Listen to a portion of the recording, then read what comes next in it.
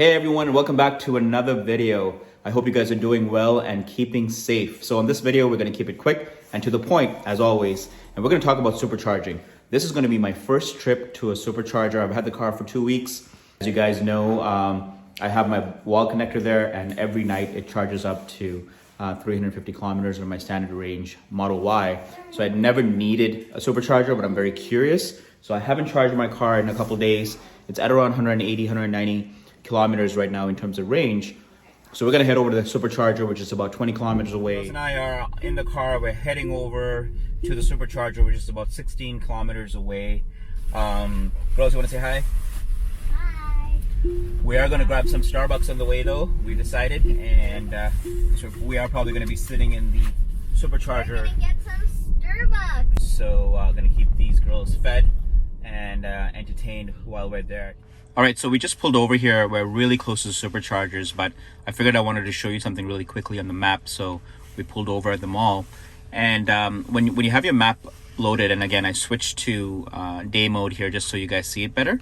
When you have your map open, you could basically touch anywhere, like on the corner here, and you'll see these three options pop up, right? And you could also zoom in and zoom out from the top there.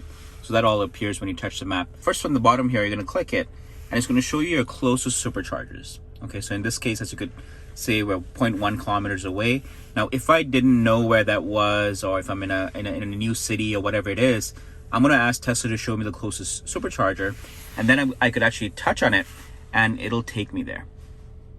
Okay, so 110 meters, we're going to be there, as you can see. And if you're doing road trips and stuff like that, you definitely want that type of functionality, and you want to know exactly where the superchargers are. So that being said, let's go find our superchargers. I don't know. Hurrah, make a change. Okay, well here we are, Tesla Superchargers. All right guys, so here is the Supercharger network. It is super windy in Montreal, so bear with me. Sexy looking supercharger, so I'm gonna just grab this from here, assuming it works the same way. So press that button. There you go, thank you Lexi. Push it in, wait for the lighting sequence, and we should be good. So again, this supercharger is based in the mall here, Fairview Mall, and it's the closest one, about 16 kilometers from home. So pretty sweet. And there's 20 charging stations here. All right guys, so we're plugged in right now. As you can see, the car is saying we are supercharging. And it is we're at 150 kilometers right now, which is sweet because that's exactly where I want it to be. And we're gonna see how fast this baby is gonna charge. We're getting 315 kilometers an hour in terms of charging. Now again, in contrast to my wall connector that's at home, I get about 52 kilometers an hour, right? So it's toggling here. It's 290 kilometers an hour, which is pretty awesome. And in this whole parking lot, there's 20 different superchargers, and I'm the only car here right now.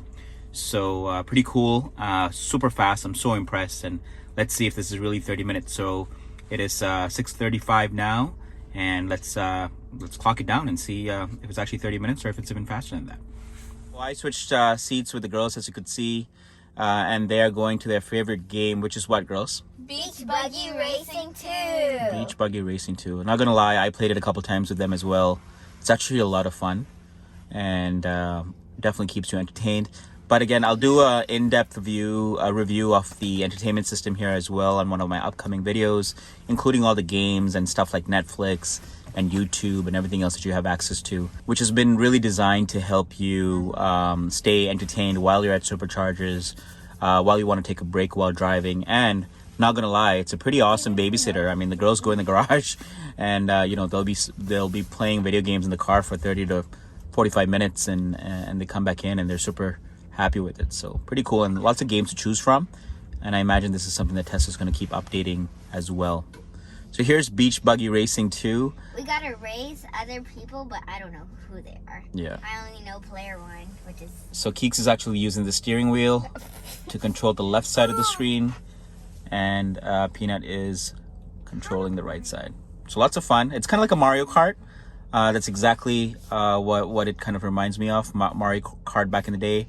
So very entertaining. Use the donut on me. The 10-minute mark here, and you could see that we've done 186 kilometers, and we were at 150 kilometers before we started 10 minutes ago. So in 10 minutes, it's charged 36 kilometers, which is pretty impressive. Now the speed, as you can see, has gone down a little bit. As we plugged it in, it was over 300. Now it's actually 173 kilometers an hour, sorry. So still pretty fast, 3 times faster than what I get at home.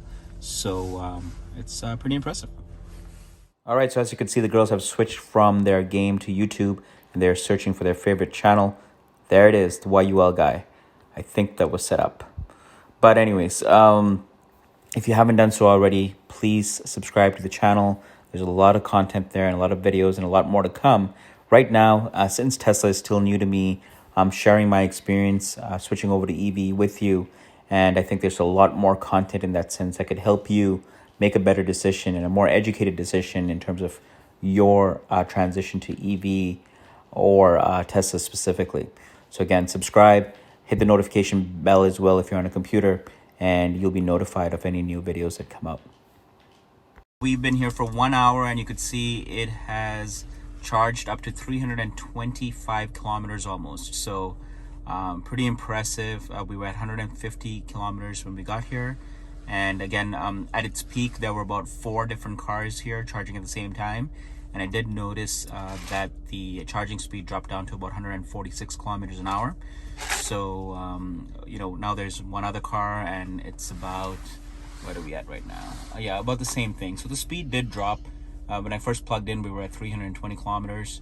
Now we are at 145, and it kind of stuck around 150 for a while. So all in all, pretty fast though, still, and quite impressive. All right, guys, so some of you have also asked me about highway noise. So right now, there's no music on. I am on the highway driving about 106 kilometers an hour, and you can probably pick up some of the highway noise here. Again, I'm using an Osmo Pocket that's mounted on my dash, looking outside the window, so I don't know how much of it you are picking up, but it is definitely loud in here. Not to the point where it's irritating or annoying in any which way, but it is louder than a gas-powered car, just because obviously there's no running engine, and you know, you do pick up a lot of the road noise and stuff like that. So again, this is the double pane glass on the windows, so Tesla made that improvement on this version of the Model Y, as well as some of the Model 3s, I believe. So it does help, I believe, like absorb some of that outside noise, but for the most part, you still hear it. And again, it doesn't really bother us. We're either making conversation inside the car, or we're listening to music either lightly or blasting it through our speakers, so it doesn't really faze us at all. And the times that I have been on calls using my Bluetooth, it's been pretty clear. No one said anything about background noise, so it's really hard for them to hear it. But all in all, I don't think it's a big issue. If you're absolutely looking at details and you're comparing background noise, then yes, it is loud. But for the most part, it's a pretty easy drive without that much noise that's going to bother you. So we're on the highway now, heading over to the Supercharger. And I don't know if the camera's going to pick this up, but I'm going to show you some instant torque here going into the fast lane. So I am at 98. I'm going to go to 120, and I'll tell you when I get to 120. 120. So as you can see, it's actually 126. So as you can see, it's super fast when it has already picked up speed. It's at, I was going 100 and I get to 120, took me less than a second, right? Like, it's pretty damn impressive. And I definitely don't even have that in the Range Rover, because, you know, with the Range Rover, you hear the engine kind of racing, you hear the whole process that's involved with that rapid acceleration. Whereas in the Tesla, it happens so fast that there's no noise, it's nothing. It's just instant torque right into the motor that's powering your wheels to go faster. So I will do another video on engaging basic autopilot and disengaging a basic autopilot, but I'm just going to show you the type of control that this car has. And I'm going to go ahead and put it onto autopilot right now. As you can see, the highway is pretty clear today. I actually tested it the other day as well in the rain, and it handled really well. Actually, I had the video from that, so you included on this video as well, but I'm going to go ahead and engage it here. So right now I'm on cruise control, and I'm going to double tap the the lever next to the steering wheel to engage autopilot. So it is engaged now. My hands and feet are off the pedals and off the steering wheel, and you'll see how the car is handling all by itself.